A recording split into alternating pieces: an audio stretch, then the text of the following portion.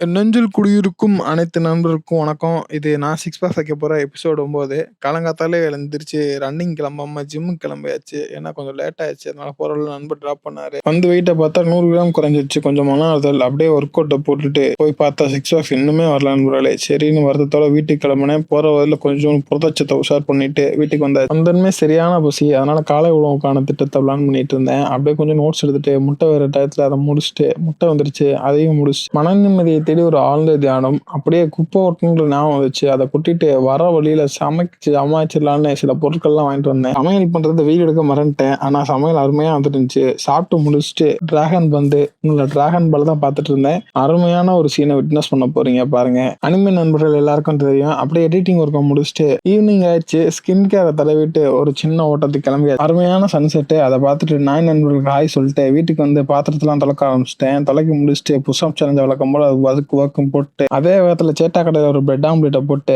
பாலை குடிச்சிட்டு என்னால் முடிச்சிட்டேன். நீங்களும் ஏதாச்சும் பண்ண முயற்சி செய்யுங்க நண்பர்களே.